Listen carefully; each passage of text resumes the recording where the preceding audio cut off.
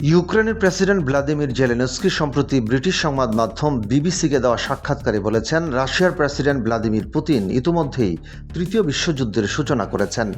Zelensky সতর্ক করেছেন, এই সংঘাতকে থামানো এখন বিশ্বব্যাপী এক জরুরি দায়িত্ব। সাক্ষাৎকারে তিনি আরও বলেন, আমরা যুদ্ধে হারছি না, শেষ পর্যন্ত জয় আমাদেরই হবে। পুতিনের প্রস্তাবিত যুদ্ধবিরতি আমাদের জন্য গ্রহণযোগ্য নয়, কারণ রাশিয়া চাইছে আমরা কৌশলগতভাবে গুরুত্বপূর্ণ অঞ্চল ছেড়ে দিই। কিন্তু যেসব এলাকা রুশ বাহিনী বিপুল প্রাণহানি সত্ত্বেও পুরোপুরি দখল করতে পারেনি, সেগুলো কখনো ছাড়ার প্রশ্নই আসে না। জেলেনস্কির মতে পুতিনের আগ্রাসন কেবল ইউক্রেনের ভূখণ্ড দখলের বিষয় নয়, বরং এটি মানুষের জীবনধারা, স্বাধীন পছন্দ এবং সুরক্ষা হরণ করার চেষ্টা। তিনি বলেন, রাশিয়ার এই আচরণ ইতিমধ্যেই বৈশ্বিক সংঘাতের রূপ নিয়েছে। উত্তরণের একমাত্র পথ হল রাশিয়ার উপর সামরিক ও অর্থনৈতিক চাপ আরও বাড়ানো, যাতে মস্কো পিছু হটে।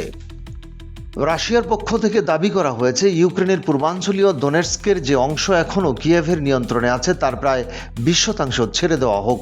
এছাড়া দক্ষিণাঞ্চলের খেরসন ও জাপোরিঝিয়া অঞ্চলের কিছু এলাকা ছাড়ার কথাও বলা হয়েছে।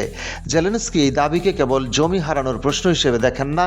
তার ভাষ্য, এ ধরনের পিছু হটা শুধু ভূখণ্ড হ্রাস নয়, এটি দেশের অবস্থান দুর্বল করা এবং লাখ লাখ ইউক্রেনীয়কে কার্যত পরিত্যাগ করার সমান।